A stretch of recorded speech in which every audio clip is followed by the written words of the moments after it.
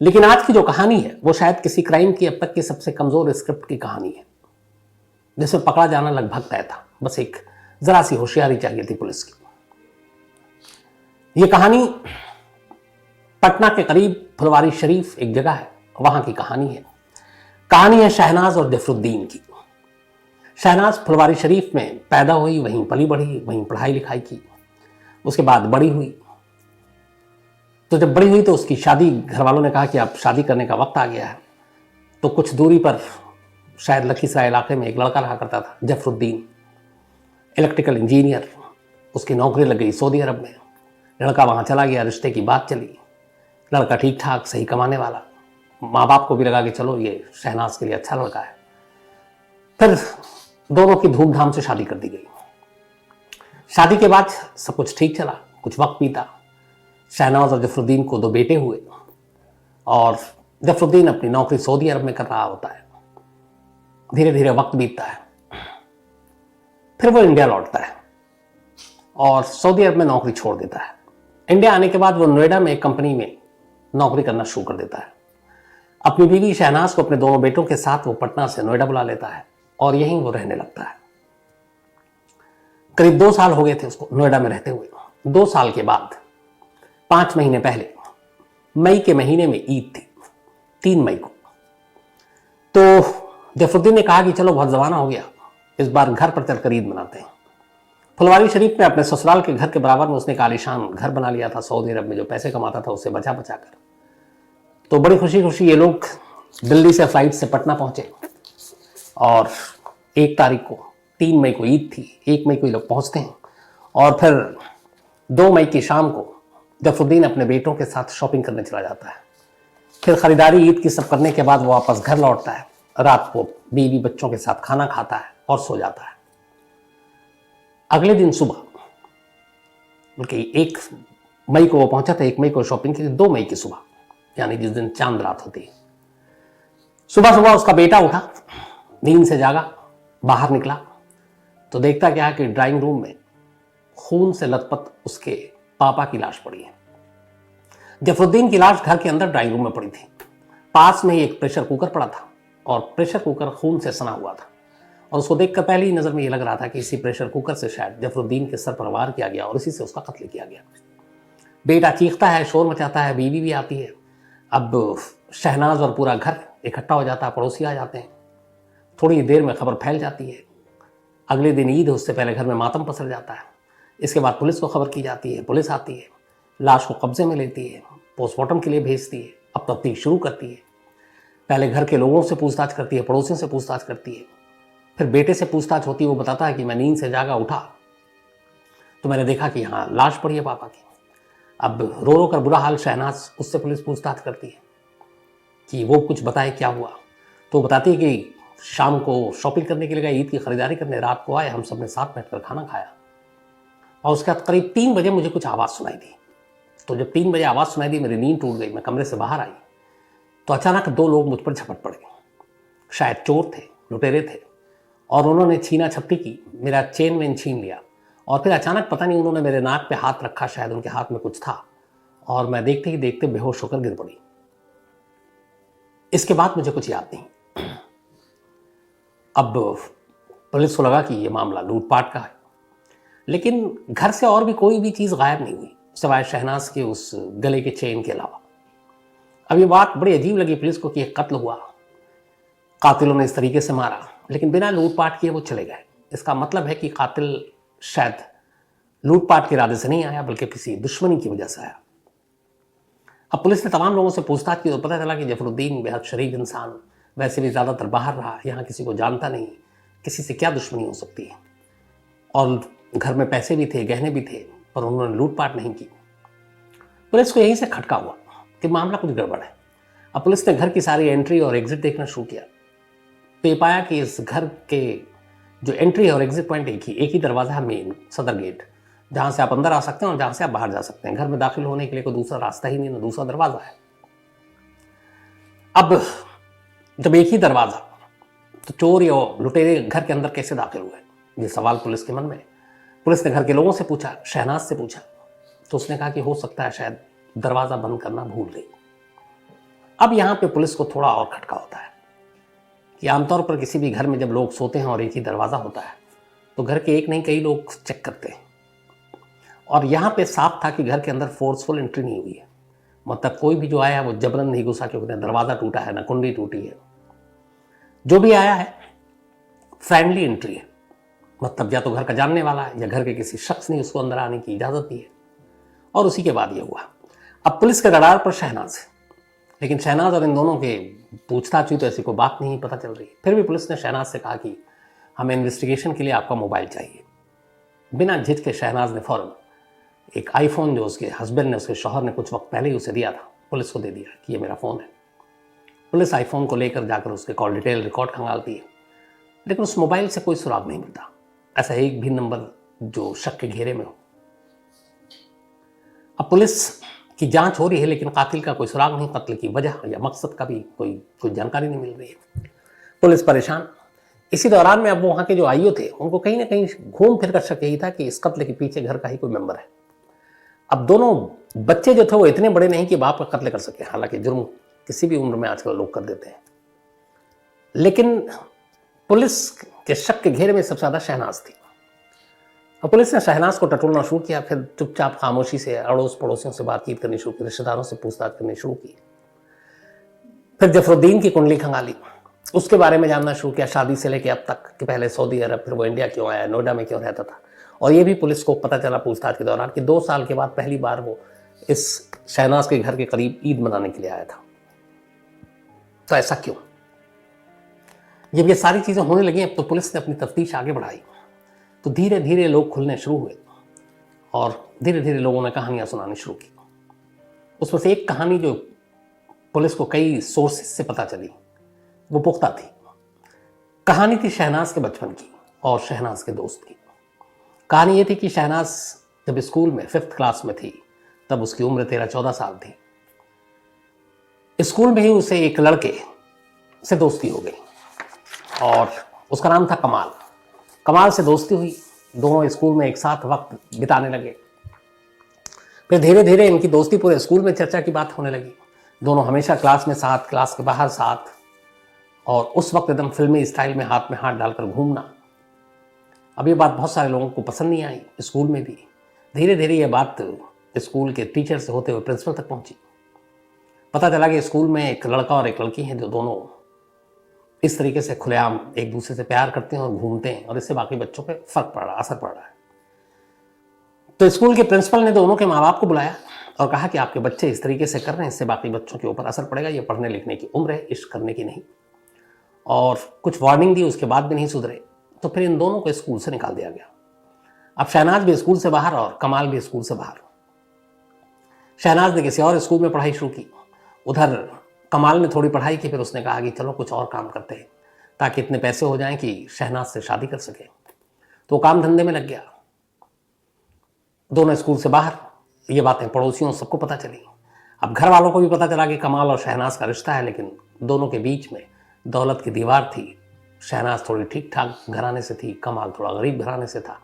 शादी के लिए वो तैयार नहीं थे, लड़का कुछ करता भी नहीं था। तो कौन माँ बाप अपनी बेटी को इस तरह किसी बेरोजगार के हवाले करे। तो वक्त बीतने लगा, घर वालों को इधर फिक्र होने लगी कि शहनाज की ये चर्चे कहीं उसकी शादी में रुकावट न बन जाए। अब उन्होंने शहनाज के लिए लड़का ढूंढना शुरू किया। अब आस पड़ोस में तो कोई मिला नहीं, क्योंकि हर एक को कहानी पता चल चुकी थी स्कूल की। तो फिर वहां से दूर एक लड़का किसी रिश्तेदारों के जरिए पता चला, जफरुद्दीन की एंट्री हुई कि एक इलेक्ट्रिकल इंजीनियर है, सऊदी अरब में काम करता है, अच्छे खासे पैसे कमाता है, लड़का रिहायत शरीफ है। तो बातचीत जब चली, जफरुद्दीन और उसके घर वाले आए, शहनाज को देखा तो उन्होंने फौरन ये रिश्ता मंजूर कर लिया। शहनाज दिखने में बेहद खूबसूरत थी। अब इसके बाद दोनों की शादी हो गई। शादी के बाद जितनी छुट्टियां थी, जफरुद्दीन यहाँ फिर वापस चला गया। उसके जाने के बाद फिर शहनाज आज़ाद हो गई। जो कमाल था उसका बचपन का प्यार, वो उसके साथ फिर घुलने मिलने लगी। धीरे धीरे वक्त बीता। अब यहाँ टोकने वाला कोई है नहीं। जफरुद्दीन साल में 11 महीने सऊदी अरब में रहता, सिर्फ 1 महीने की छुट्टी पर इंडिया आता था, तो उसे कुछ पता भी नहीं चलता। इस दौरान में एक एक करके 2 बेटे हुए उसके। अब बेटे हो रहे थे, परवरिश भी थी, वो सऊदी अरब में था, ले जा नहीं सकता था। तो उसने ये किया कि अपने ससुराल के बराबर में ही एक ज़मीन खरीदी और एक शानदार मकान बनाया ताकि उसकी बीवी और दोनों बेटे वहाँ रह सके। और ज़रूरत अगर हो कभी कोई मजबूरी या किसी चीज़ की तो ससुराल बराबर में लोग मदद कर देंगे। ये सोचकर उसने घर खरीदा, घर बनाया।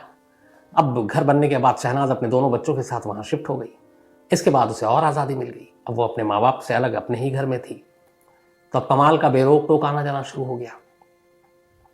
पहले से अब ज़्यादा दोनों के अंदर प्यार पनपने लगा और हमेशा कमाल उसे शहनाज गिल कहकर पुकारा करता था। वो कहता था तुम शहनाज गिल लगती हो, और अपने आप को वो सिद्धार्थ कहता था, क्योंकि बिग बॉस में आपने देखा होगा इन दोनों की जो दोस्ती वो काफ़ी चर्चा में रही थी। हालांकि बेहद कम वक्त में, कम उम्र में सिद्धार्थ इस दुनिया में नहीं रहे। बड़ा अफसोस हुआ था वो खबर भी सुनकर। तो यहाँ कमाल अपने आप को सिद्धार्थ मानता और उसको शहनाज गिल, और अब दोनों चूँकि कोई रुकावट थी नहीं, बेखौफ मिल रहे थे और भविष्य की प्लानिंग कर रहे थे। कमाल ने शादी नहीं की थी। उसने कसम खाई थी कि वो शादी करेगा तो सिर्फ शहनाज से करेगा, किसी और लड़के से नहीं करेगा। इधर शहनाज की शादी जबरन घर वालों ने कर दी थी और उसने की। अब इधर वक्त बीत रहा है, बेटे थोड़े बड़े हो रहे हैं, तो कई बार कमाल घर में आता। यहाँ तक कि जो कमाल घर में आता तो उसने अपने बच्चों को भी, छोटा बेटा तो इतनी समझ नहीं थी, वो तो कमाल को अब्बू ही कहकर बुलाता था, और बड़े बेटे से भी वो अब्बू कहकर उसको मिलवाती थी, जबकि उसका असली बाप बेचारा सऊदी अरब में बैठा है। तो ये चीज़ें चलती रही। और एक बार ऐसा हुआ कि शहनाज कुछ बात कर रही थी, कई बार तो कमाल आता भी था। अब बड़ा बेटा थोड़ा थोड़ा समझदार होने लगा था, उसको अच्छी चीज़ें बुरी चीज़ों का फ़र्क का एहसास होने लगा था, रिश्तों की उसे कुछ अब जानकारी होने लगी थी। उसे लगा कि कमाल और उसकी मम्मी के बीच में सब कुछ ठीक नहीं है। तो कुछ बातें जो उसने सुनी, एक दो बार उसने फिर अपने पापा को ये बात बता दी फ़ोन पे कि मम्मा ऐसे ऐसे और एक आते हैं नाम वाम। अब ये सुनकर पहली बार जफरुद्दीन को इन चीज़ों का पता चला, वो परेशान हो उठा। इसके बाद पहले फ़ोन पे झगड़ा हुआ, फिर वो अब उसका काम में भी मन नहीं लग रहा है। वो सऊदी अरब से वापस आया छुट्टी लेकर। उसने शहनाज को समझाया कि अब हमारे दो बच्चे हैं, एक पूरी ज़िंदगी है। लेकिन शहनाज पर इश्क का बुखार इस कदर हावी था कि उसको ये सारी चीज़ें समझ में नहीं आई। उल्टा और उसे अपना ही शौहर दुश्मन नजर आने लगा। तो उनकी इन चीज़ों का फ़र्क पड़ा नहीं, लेकिन फिर भी वो समझा कर चला गया। उसे लगा कि चलो शायद बदल जाए, लेकिन पता चला कि शहनाज नहीं बदली है। अब जफरुद्दीन को फिक्र होने लगी। उसने सऊदी अरब में अपनी बीवी के लिए नौकरी छोड़ी। उसने कहा जब घर परिवार ही नहीं रहेगा तो फिर नौकरी का क्या करें। वापस इंडिया आया। इंडिया आने के बाद उसने यहाँ नोएडा में एक कंपनी ज्वाइन किया और शहनाज और अपने दोनों बेटों को फुलवारी शरीफ से वापस नोएडा ले आया।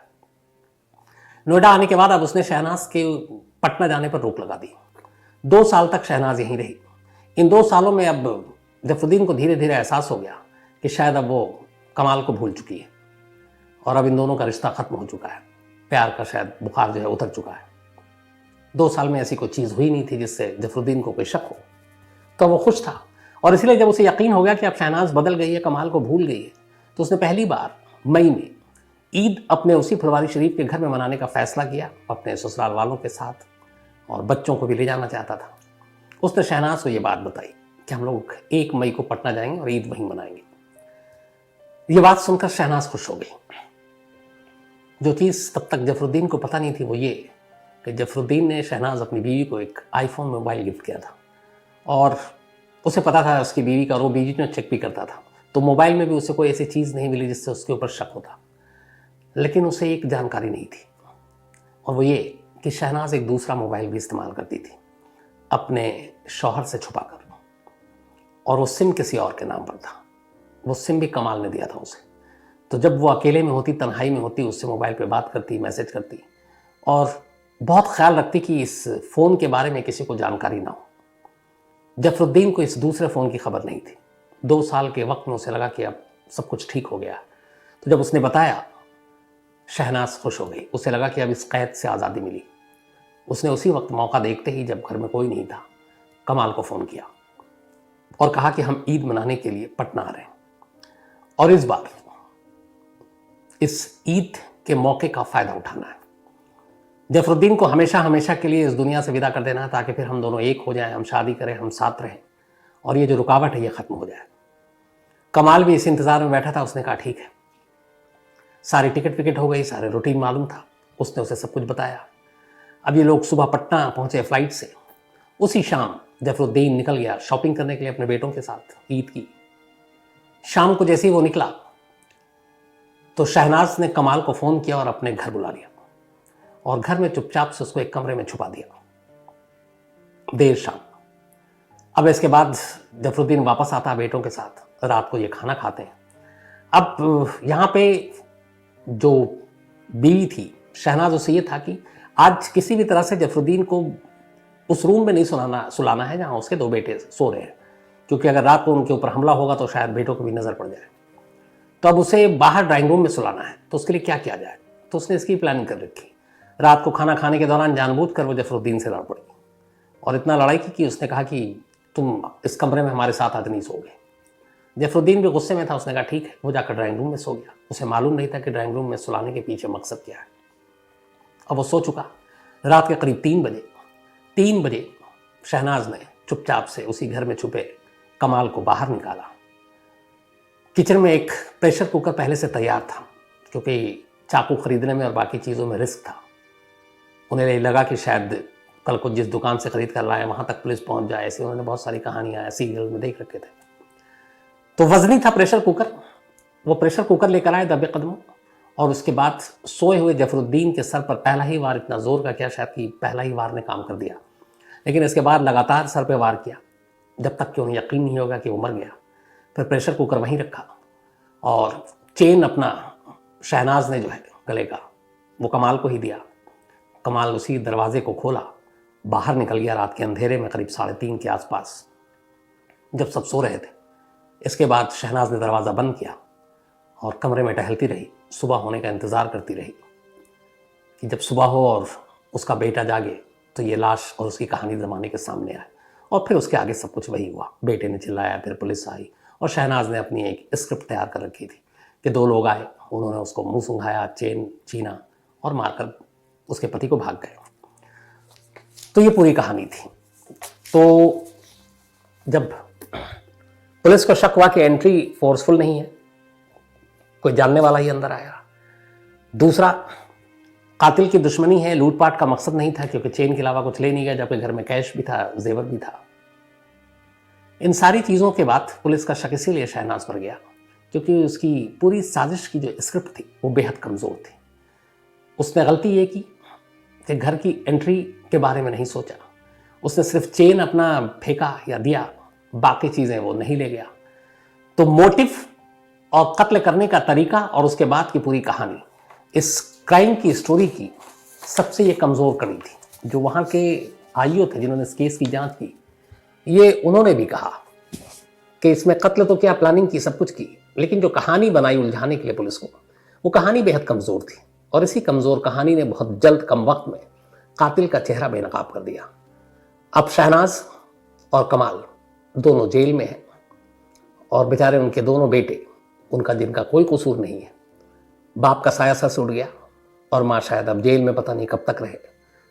तो न माँ न बाप, अब उन्हें ऐसे ही ज़िंदगी जीनी है, चाहे तो नाना नानी के घर या दादा दादी के घर। लेकिन न कसूर होते हुए भी एक जुर्म की वजह से एक साथ 2 बच्चे अगर ये कहें कि यतीम हो गए तो गलत नहीं होगा।